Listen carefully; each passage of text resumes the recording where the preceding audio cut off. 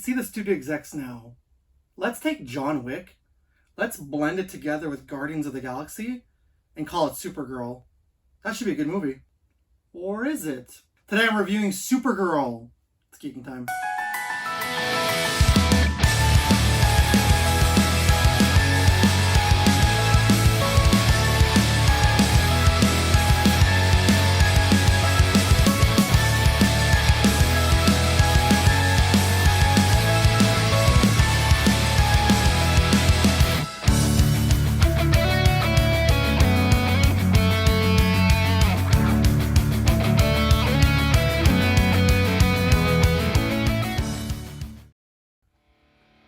Hey there everybody! Okay, so Supergirl was just released for streaming. The movie that came out in theaters in June that was super divisive among people. I mostly heard people saying bad things about this movie. I heard a lot of people saying that this is going to destroy the DC universe. James Gunn's universe is over. Now if you know me, Spoonie knows me, I'm not a fan of Superman. I do not like the character. I've never been a fan of the character. But when it comes to Superman and his characters, I love Steel, John Henry Irons, and I also love Supergirl. So I was actually really excited when they announced the Supergirl movie. I still have not finished the first season of Supergirl, the TV series, so I'm just getting around to that. But what I've seen so far, I really enjoyed of that TV series. The last time we had a Supergirl movie was back in the 1980s. Here we are, 40-something years later, and we finally have Supergirl making her gracious way back in to the DC cinematic universe. July 28th, 2026, Supergirl was made available for streaming, and you know what? I decided to watch it. I missed it in theaters. Yes, I know, the Masters of the Universe review will be coming eventually. Today we're going to talk about the movie in a spoiler review, and then give you my thoughts on the movie. Not that it really matters, but let's get into another episode of...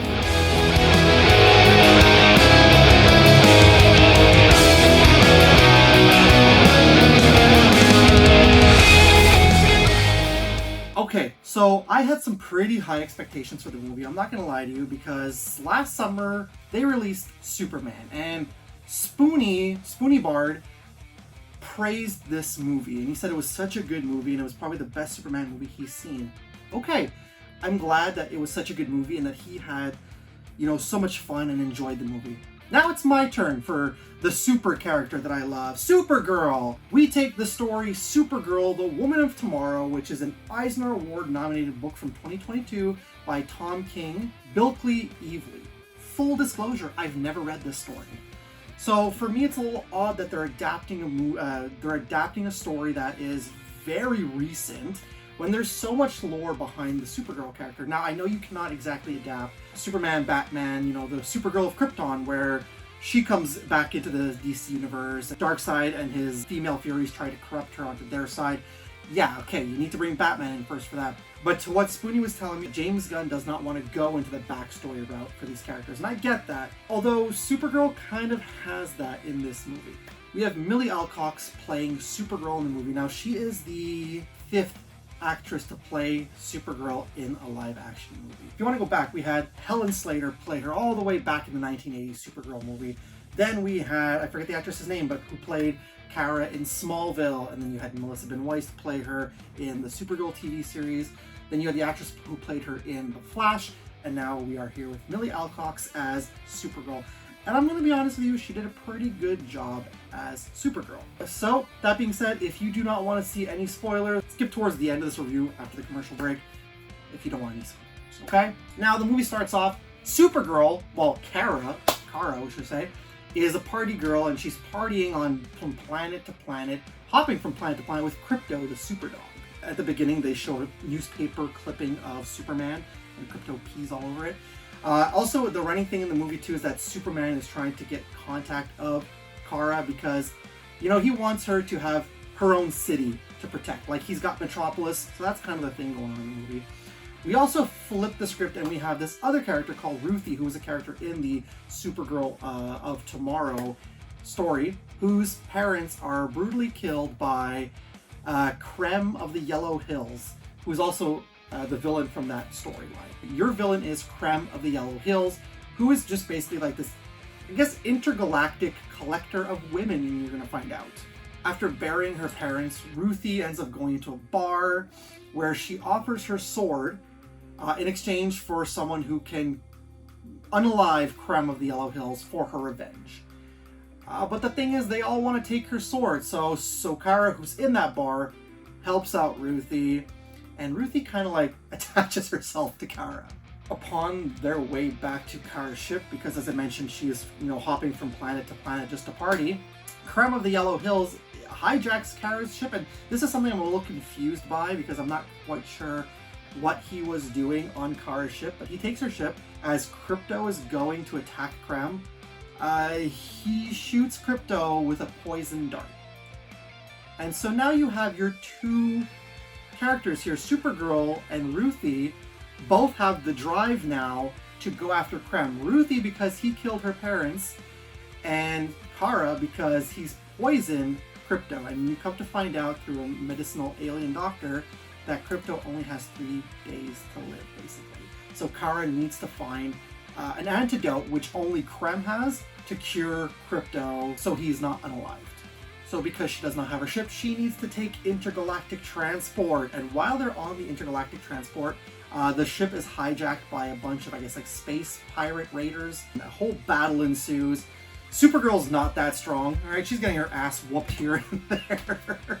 Until she's launched out of the spaceship by one of the raiders. Floating in space, the sun comes up, because as we know, Kryptonians get their power from the yellow sun. They didn't explain it. Maybe Kara just, her powers, because she was drinking and hopping from planet to planet, just her powers weren't there. I'm not quite sure what the whole story was, but her powers are restored, and she comes back and she annihilates all the raiders' equipment, and then she finally ties them down and tries to get information on them regarding Krem. So the raiders tell Kara that Krem and his gang are headed to the planet Bilky. See what they did there? Bilky Evilly, the artist? Yay, reference! So I'm not sure why he ended up unaliving Ruthie's parents and why he was on Kara's ship.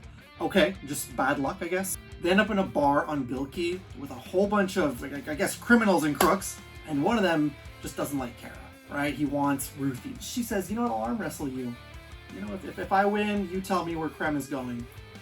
Well, the arm wrestling match, she wins in an instant. Then another big guy comes in, tries to arm wrestle, and she breaks his arm. All are ready to attack Supergirl. And she's like, oh wow, this is not going to end well for either of you. So she beats them all.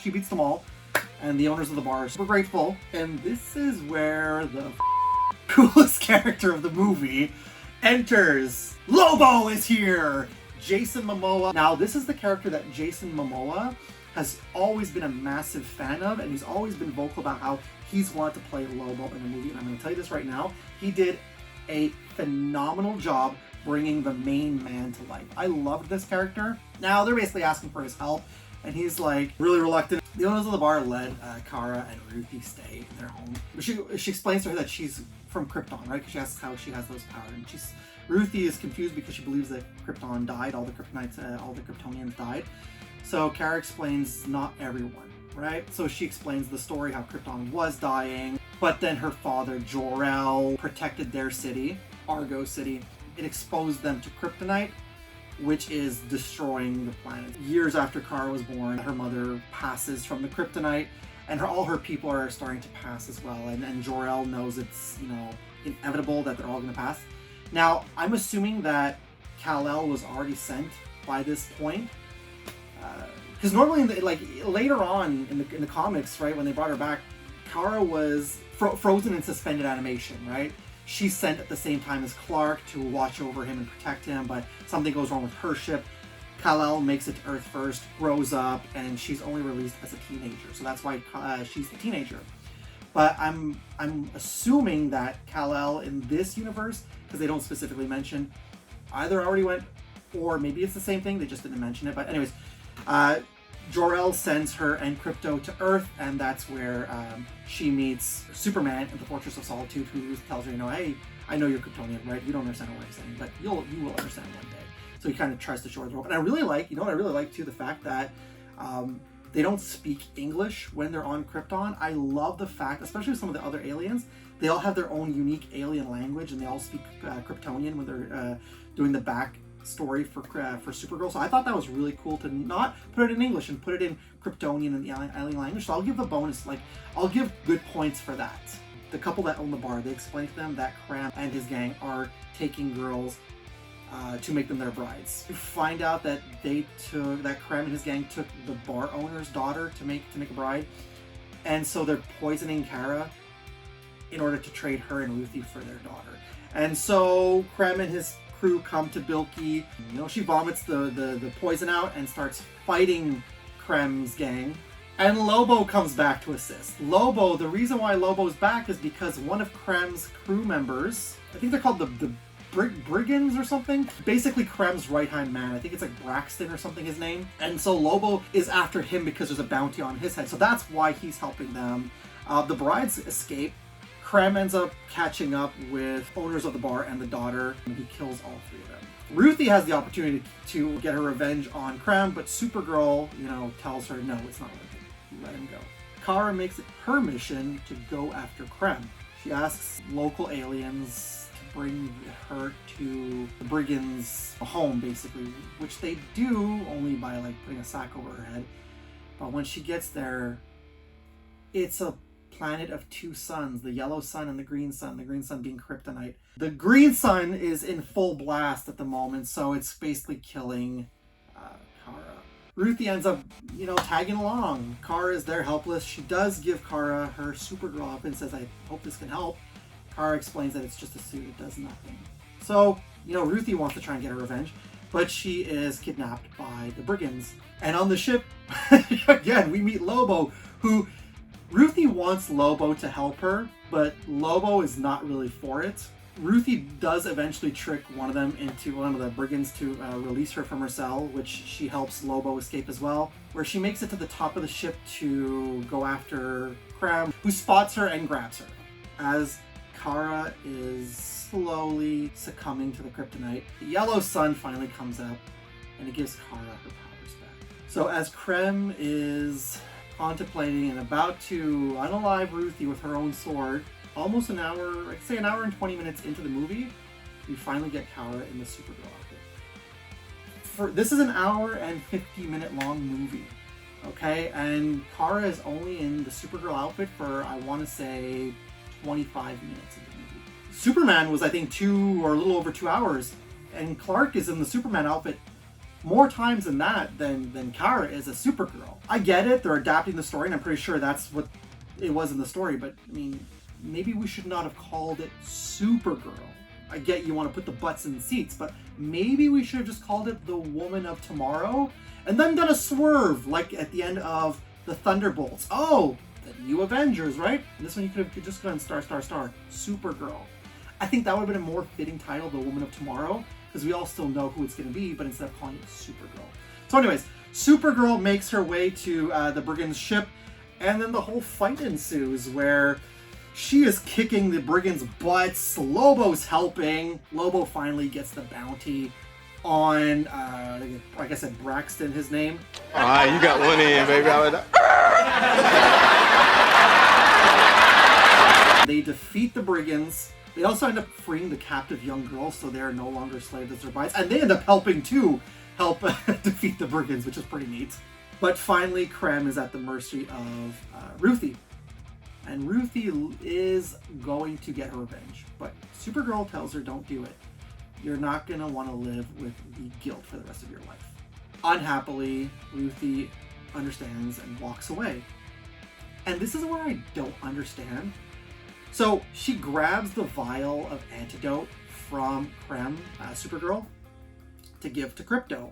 As Lobo is watching over in the hills, Supergirl stabs Kram in the stomach, says, that's for my dog. But then she goes further and she stabs him through the throat and says, that's for that little girl's parents. So Lobo is just like, yeah, good job. Smokes his cigar and rides away. And yeah, man, Supergirl showed Kram like absolutely no freaking mercy at the end there, which is kind of odd because, she told Ruthie twice, don't do this. You're not going to be able to live with this. Yeah, and then even Kram was like, you think you saved her soul? That's why I'm really confused. She ends up ending Kram, which was really weird to me, but okay, you got to end the villain somehow. You don't want to let him walk free, but it was just odd that Supergirl chose to end Krem in the movie. Well, they bring the antidote back, and they inject Krypto with the antidote. And yes, it works. Krypto's alive. Super happy to see Supergirl. She's excited and happy to see her pal Krypto again. Supergirl goes back to her ship. Ruthie basically tells her, yeah, I'm going to be okay. I'm going to go live with my aunt. Everything they went through, they're still sad that they're parting ways until Supergirl says, I never really celebrated my birthday properly. We can go for a few days and celebrate. And Ruthie all excited, hell yeah. Right? She's like, your aunt's going to be okay with you going on for a few days? Of course. So they hop off to celebrate, and then Kara comes back to Earth, and she, I'm assuming, walks into Superman's penthouse, where they have a little bit of a back and forth in a conversation where, he, basically explains to her, for lack of better words, maybe you should settle down, maybe you should stay. And she basically expresses to Superman, yeah, you know what, I think I'm going to stay for the long term. And that's where Supergirl ends. That's it. Supergirl ends on that note, telling Superman, I'm going to stay on Earth, and yeah. So yeah, that's basically Supergirl. Like I said earlier, what do you get when you take John Wick and you blend it with Guardians of the Galaxy, but add Supergirl and Lobo? You get the Supergirl movie. This was based off of the 2022 Eisner Award nominated book, Supergirl, Woman of Tomorrow. Was it a good choice to make this the story to base off of? Honestly, I didn't mind that being the base for the film. I thought that was a solid choice. But the thing is, going forward though, we're establishing that Supergirl is here, okay, we gave her that little adventure, we didn't really give the backstory, she just told briefly what happened, which is fine, we didn't need to start with the backstory, flashback is good. But now that Supergirl, at the end of the movie, said, I want to stay,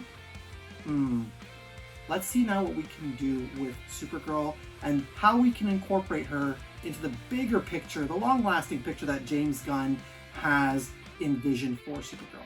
That being said, I do feel like this movie, though, didn't really know what its identity was most of the time. It was just, like I said, let's rip off Guardians of the Galaxy. No, wait, let's rip off John Wick. No, wait, let's rip off Star Wars. No, wait, let's rip off Star Trek. No, wait, let's make this a James Gunn movie. It's a fun film, but it really never truly finds its true identity of what it is and what it wants to be.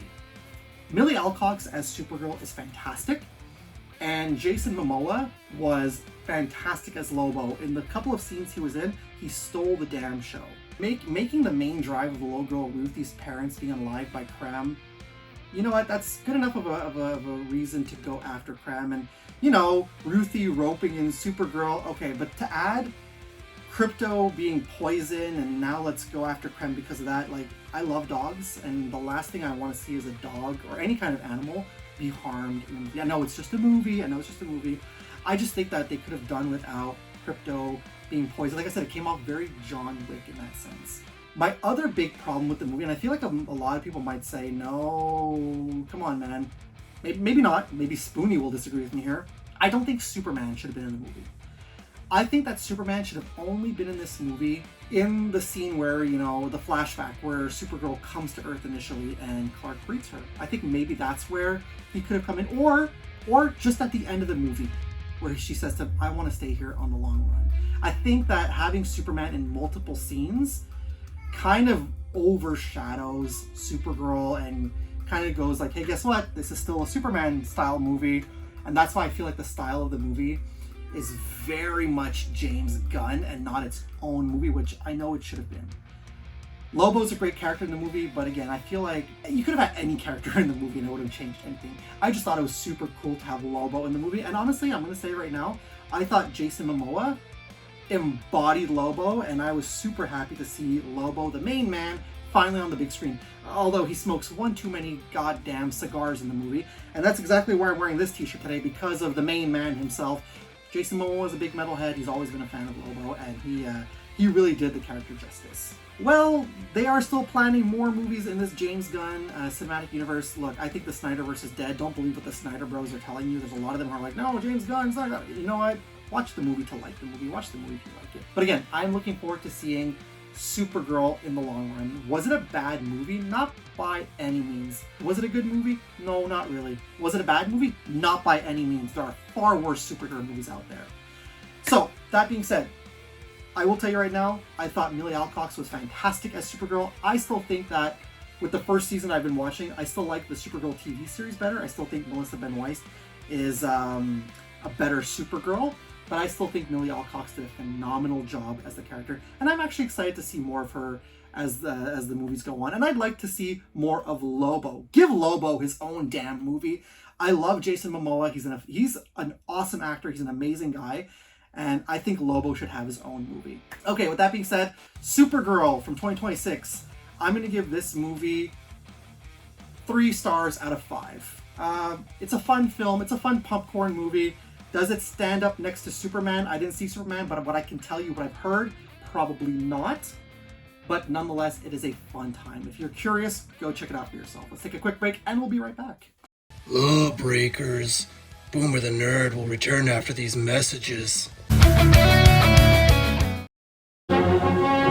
She came in search of a cosmic power source that could save her world from destruction. I think I recognize the costume. From the producers of Superman, Alexander Solkind presents Supergirl, face to face with diabolical villains and heavenly romance, starring Faye Dunaway, Peter O'Toole, and Helen Slater as Supergirl, rated PG, now playing at a theater near you. You're breaking the law if you're not back. We now return to Boomer the Nerd. Alrighty. Did you go see Supergirl in theaters? If you did, let me know what your thoughts on the movie are down below. Or, now that Supergirl is available on streaming, are you going to take the time to go watch Supergirl? And if you do watch Supergirl, come back here and let me know what your thoughts are on the movie. Okay, I've taken enough time for you today. Thank you so much for sticking around and watching this review in its entirety if you did. That being said, if you are brand new to my channel because you do love superhero-related content, or you've been watching my videos for a long time, you haven't already done so, please and thank you. Subscribe to my channel. While you're there, click the bell to be notified whenever I got some brand new content out. Also, if you like this video, you like my other videos in general, let the algorithm know, click that thumbs up button, and also share the video with Supergirl. Stay cool, stay nerdy, keep watching all those good movies or bad movies, whatever floats your boat. I like bad movies myself, so that's okay. I'll see you all in the next video. As always, it's cool if it's never cool. Up, and away!